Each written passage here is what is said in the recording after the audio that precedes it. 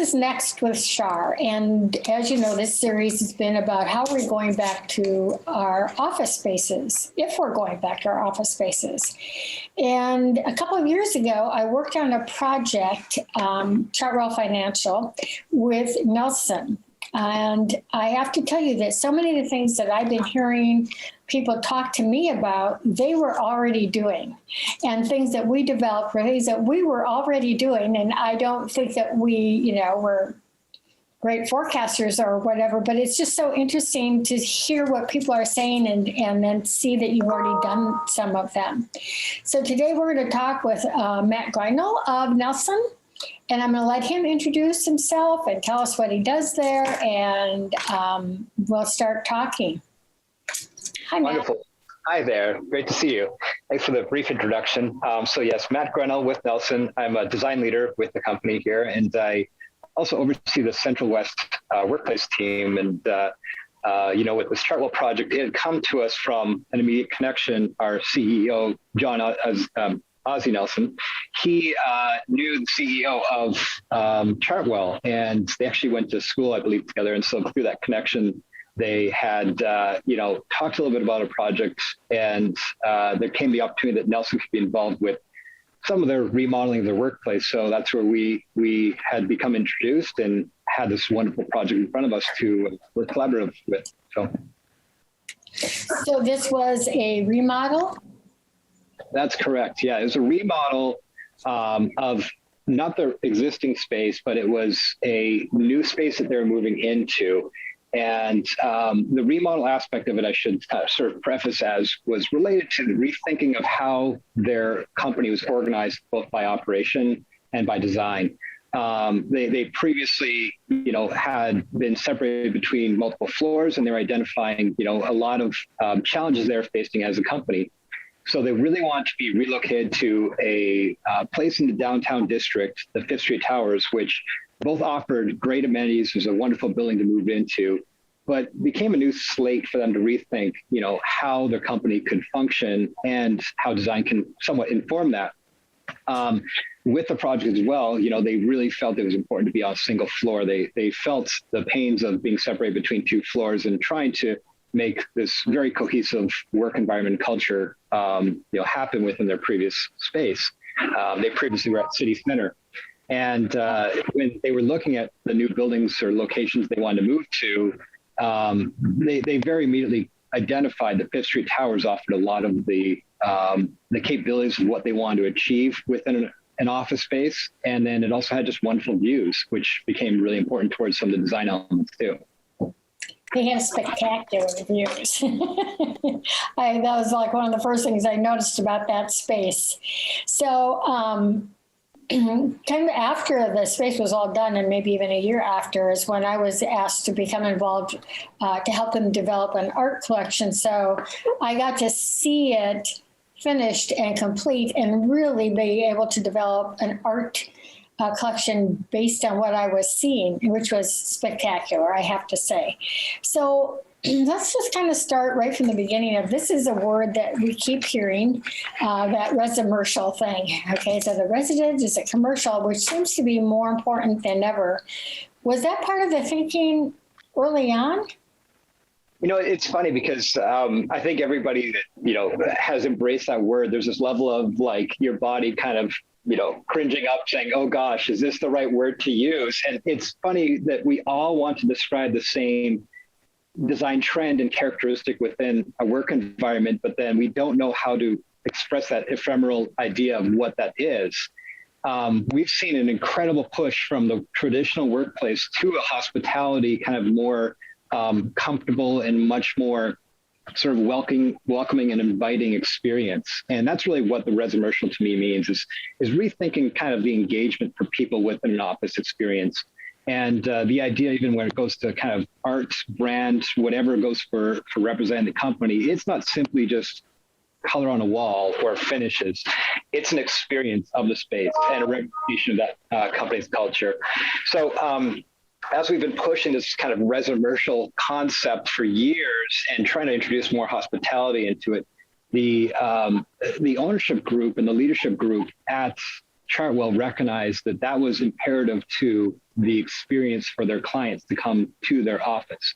As a financial firm, they often have people come in situations that, aren't always in the best, or have to have really important conversations with clients about, their financial position or what they're hoping to accomplish, or situations they may not be in the right comfort level to come in to talk about. So that the idea was, how do we create a space that eliminates that anxiety that people might have about finances? And, kind of something that has hospitality and has something that has familiarity was really important to the design. And your first experience upon getting off the elevator onto the reception and kind of the welcome area was the idea that you feel like you're immediately in something that was both interesting, visually dynamic, but also something that was very comfortable, that you didn't have this kind of preconceived idea of, gosh, this is very buttoned up corporate. It was very much the mindset of trying to think of finance in a different way. I think one of the things that I noticed when you walk into that initial space is how much space there is. That gives you time to feel comfortable and relax and get yourself oriented, all the things that are the things you do when you walk into a space and you haven't been there before. And it was just so easy to step into it and say, okay, I kind of know where I'm going to go. There's plenty of space to move around. There's places to sit. So I think that's real evident in the design that you came up with, that you really hit that benchmark for them. In terms of the client, what was important to them in how it functioned? I know you've talked about how they wanted to be all on one floor if possible, but how did that happen in terms of what were they missing specifically? Because I think one of the things that I have heard from people is that, we don't know each other. And if we didn't know each other before, we for sure aren't going to know each other when we get back. That's going to be something that we have to do. So what was part of what they really wanted to accomplish with this space? Yeah, it's a great question. One thing that Chartwell, from a leadership standpoint, did is they recognized the importance of creating a committee to inform that design. And the committee was not just made up of kind of their executive leadership group, who would be, usually making those decisions. They brought in people at all different levels, at all different age groups, and incredible diversity, and purposely so that they both allowed people to have a voice to share where they see the company going and how the company should function, operate in the future, allowing kind of a younger staff and group to be able to inform what they would like to see out of it. So it giving them kind of a long-term commitment to the company. And then at the same point, as a leadership group, being there to kind of make sure that it's the right investment and the right decisions are made to stand behind the company's operation. We often celebrate within design and workplace the capability of our design to increase productivity. But that's very hard to do, because that's very much saying our design will enhance your business. And in some ways, that's what we do accomplish. But in a lot of ways, it does come down to the company itself functioning the right way. And from Chartwell's perspective, they recognized that they still needed to have a lot of offices for private conversations and acoustic separation, as you would imagine most financial groups do. But at the same time, they wanted this very open office. So you have an immediate paradox there where it's like, how do you create this inclusive environment with an openness to it? And how do you create something that has mentoring built into it so that the leadership group isn't just in one end of the office and then the junior staff on another end, and then they're completely separated? And how do you create social spaces that makes people want to gather together? And so it creates this culture of unity that people want to go to and celebrate. And we were even talking at the time of like, how do you compete against all the magnificent restaurants downtown so that people don't leave every day to go somewhere else for lunch, and they want to spend lunch with their colleagues, right?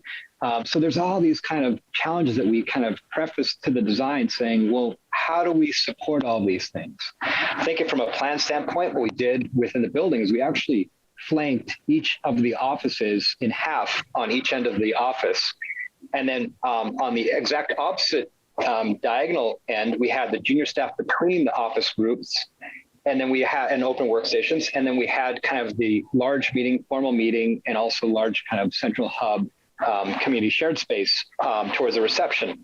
So inherently, the way people will walk through the space is that it directs everybody towards the hub and central kind of shared areas. So you have that community celebration, but then having all of the leadership group on each end of the centralized staff allows for everybody to feel as though they've got the balance of their leaders behind them and supporting them, while at the same time for the open office that they feel like they have great expansive views.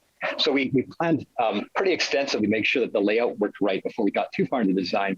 And a lot of those immediate decisions really informed the architecture that came from it. Well, it's really interesting that you talk about, yes, we're going to make you more productive and how we're going to prove that, because that's one of the things that we work on with the artwork too, based on research. What is the ROI? Because artwork is often seen as so decorative.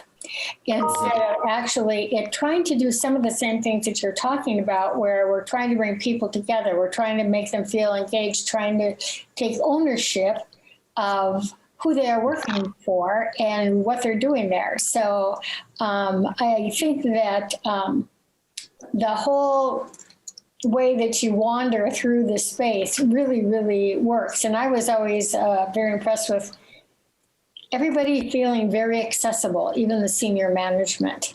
I thought this is really interesting how they've got this laid out. So what do you think was the most challenging and maybe still rewarding part of the project? Great question. I mean, we had some challenges to make sure that all of the design conditions were met that were expected. And we knew that we're also pushing the envelope on some of the finish applications.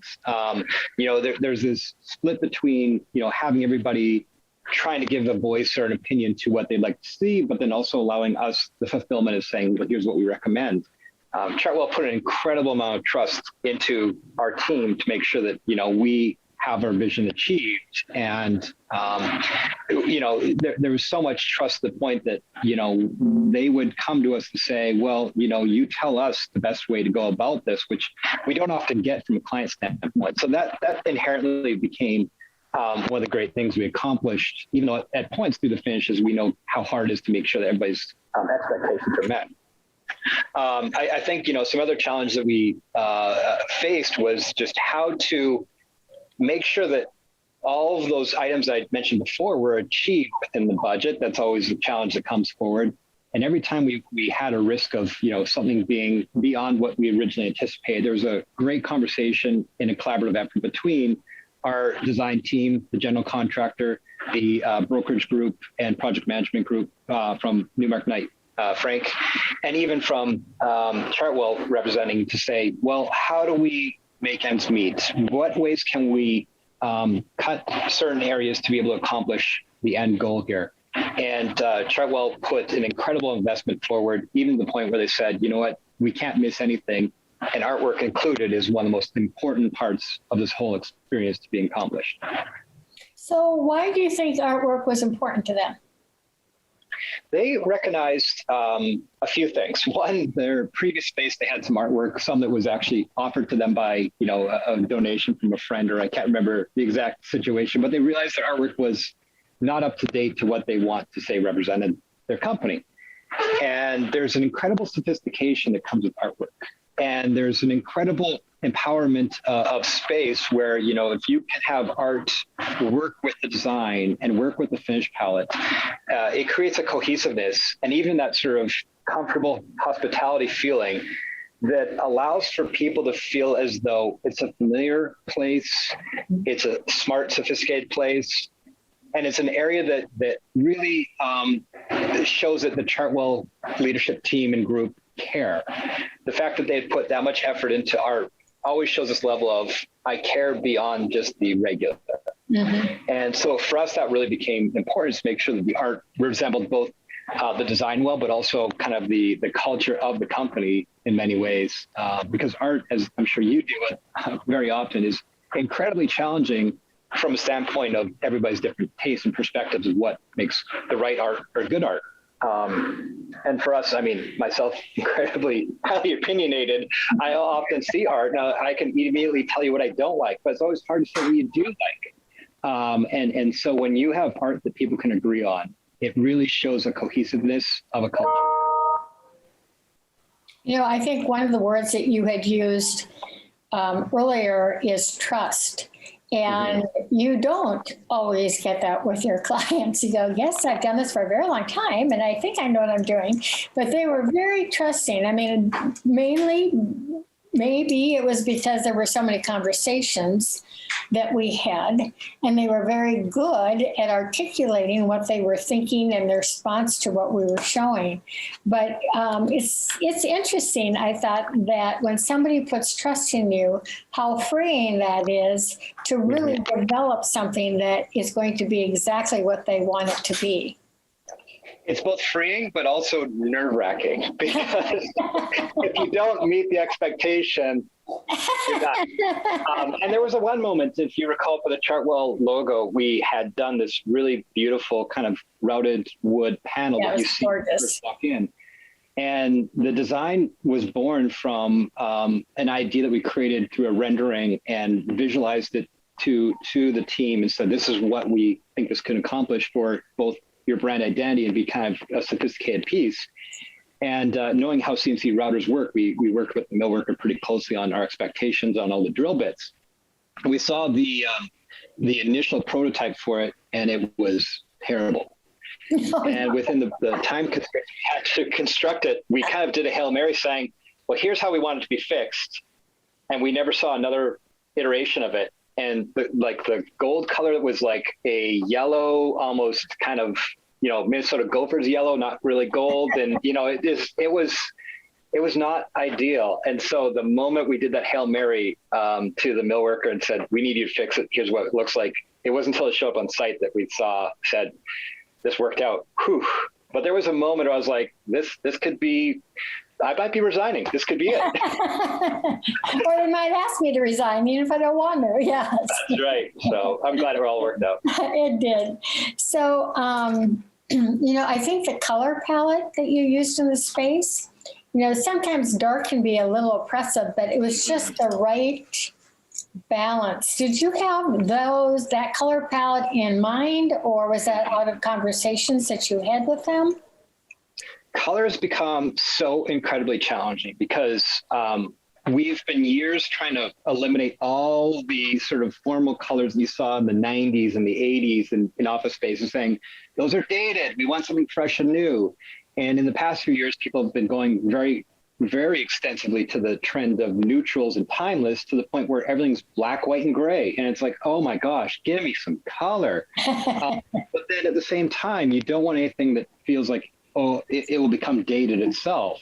And so when we talked about colors, we were trying to find colors that we both felt had a timeless aspect to it, something that complemented the use of the rich, warm woods that we have throughout the space, and the use of, some neutral colors of light and dark to create some contrast, and very strategically introduce color as accent in a way that wasn't overwhelming to a space, but just complemented the space. And the darker tones that we use between kind of the richer blue for the carpet or the richer emerald green for some of the offices and some of the other accents, we felt that allowed that contrast to the light and warm tones you get from the wood, while at the same time, without competing against it, had a timeless capability to it. And also, navy and emerald have this kind of financial quality about it as well, where it felt very appropriate. So inherently, when we're coming up with color, we were trying to find the right kind of core pieces to come together. And then through accent on some of the furniture pieces or some of the upholsteries, we got a little bit more eccentric and had a little more fun with them. Well, I really thought of them as being contemporary classic. Is how it felt fresh and it felt new, but it felt timeless. And I thought, this is really interesting to get to that balance. Because I'm like you, I go, there's got to be one other scheme other than black, white, and gray. Right. Yeah. As you look around my space, being black, white, and gray. It's timeless, though. There you go. It's timeless. So what are you hearing from clients right now in terms of what they are thinking as they're planning to come back, whether it's a hybrid or it's full-time, in terms of does their existing design work? Are they going to have to refurbish? Are they going to have to change things? What are they thinking? It's a very good question and a very loaded question, because if you asked me last week, I'll give you a different answer than if you ask me next week. It's changing incredibly fast. And it's also at the pace too, where, you know, at what point do you jump onto the certain movements and the trends that they're going to be long-term or short-term? And, you know, what we're starting to see is a couple consistencies from day one of the pandemic to where we're at right now.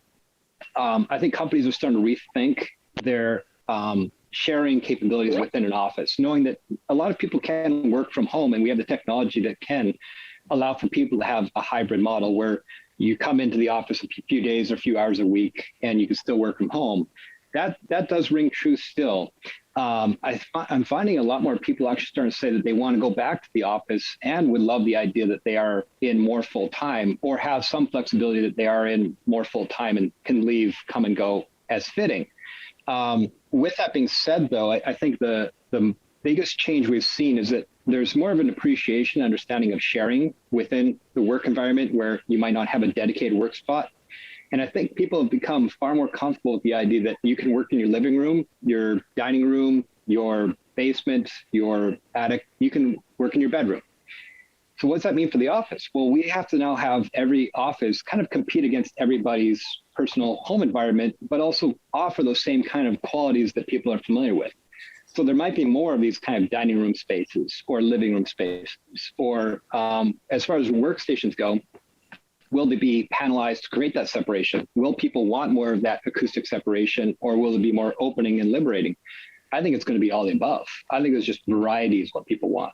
And I think we're, you know, as it comes for design, we're always kind of trying to stay in front of what the latest conversations are being held. But I actually don't think that the trends are too far off from what we've been pushing for years. They're just kind of becoming a little more in the forefront. I think that's interesting. There's so many things that we've been talking about for years about how, so many people work from home, and they go, yeah, maybe. And now it's like, oh, no, everybody works from home. We all know how to do that. But I also think what I'm hearing, at least, is it isn't going to be one size fits all. Right. Everybody, and I don't know if you have the answer on day one. You may have changing your mind 2 or 3 times during the next year. Yeah, so flexibility is incredibly important. Yeah, flexibility with employees, flexibility with executives, flexibility with space, and all the things that, just as we, as humans, change isn't really so easy for us, but we have become more nimble this last year, and it's going to have to carry over as we move forward, I think, into trying to be back in the office and see what that actually does.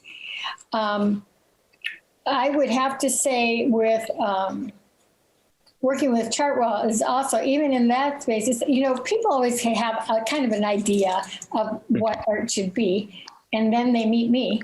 And I go, no, I'm a real creative person. And I really try to do each project so it totally reflects the client. Like at the end of the day, I go home, I have art I love. You're going to be here all day. It needs to be something that you're really proud of and that speaks to your values and to who you are. So they were just so awesome. So I thought, we went last week and took a video. They aren't back in the office full time, so it was perfect. We weren't in anybody's way. And then I wanted this conversation to be a part of it, just because I felt, having done so many projects over the years, I just felt there was a certain uniqueness to this project. And one of the things that we had done is an employee engagement wall, where everybody has a slot for a picture and they can change it out as often as they want. My favorite story is that the executive admin who was in charge of making sure that the pictures were good, and this is they've only had it for a couple of years, has already changed her picture 3 times. The first picture was with her and her boyfriend. She goes, oh, there I am with my boyfriend. The next time I came, she goes, oh, there's my boyfriend, now fiance. I go, oh, awesome. The next time I came, and she was like, hi, that was our wedding picture. And I thought, wow, talk about your story evolving and your people being able to see it. Plus, the executives participate in that as well. So, one of them, it's a picture of his family at a Gopher game. And I thought, isn't that a great way for us to see each other in a fuller spectrum of what our life is really like? Yeah, I think the success of both the office and art is a reflection of the people, and you really do need to have those branded moments, those instances representational of the group that make up that company. Because I think in the previous years where we tried so hard to enforce brand onto people, it felt very non-authentic. And the moment people can sort of emotionally resonate with the art or the branding moment, they're relating to the company and they feel as though they're invested in that company. And exactly like you described the story, is that person now has something that they can speak of for a long term and say, this is my story and this is my story with this company. And that's incredibly important. I think one of the other things that happened in the process of this for us, which truthfully, this is one of my favorite things to have happen, is we were working with Marinitza, who worked with you on this project. Mm-hmm. And she said to us one day, she said, I have never seen them laugh or be as engaged on anything in this project. And they loved doing this project. My philosophy is, if the art isn't fun, what is? It should be really a fun journey with a group of people, and it definitely was with the folks at Chartwell and your team. So before I go, I want you to tell the woodpecker story, because you did tell it to me, but it is such a classic pandemic story that I want you to share it.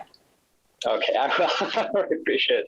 It's actually, I tell you the short version of it too, because I could go on with this story, but my eldest son, Charlie, had created this woodpecker right here. And I have it as my backdrop as Zoom calls, because one, I just love looking at it. And two, it's a great conversation piece. And I always have people mention it. And I feel like it resonates with people to say like, well, that's something unique.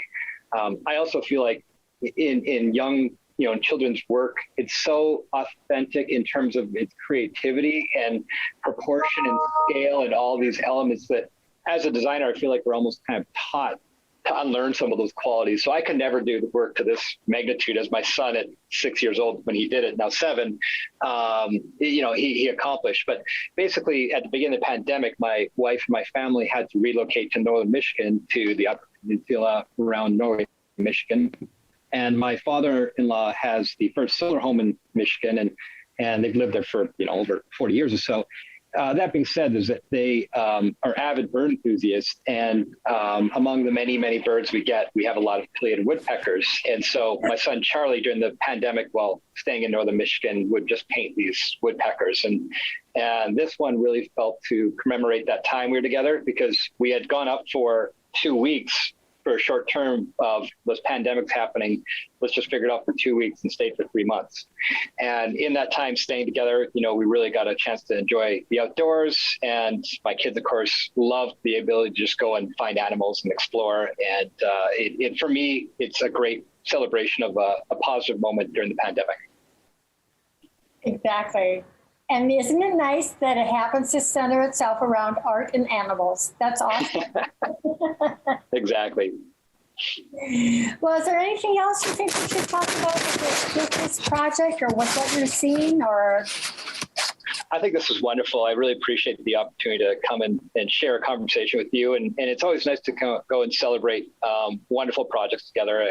For us at Nelson, the Chartwell project really spoke to one of our favorite clients and great designs that we had a lot of fun with. And, the whole collaborative effort between everybody involved really shows itself in the success of the project. So thank you so much. And we do appreciate your partnership on the project as well.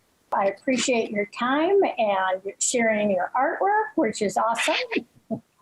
And hopefully we'll see you like in a real person. Right. Yeah, exactly. Take care. All right. Thank you.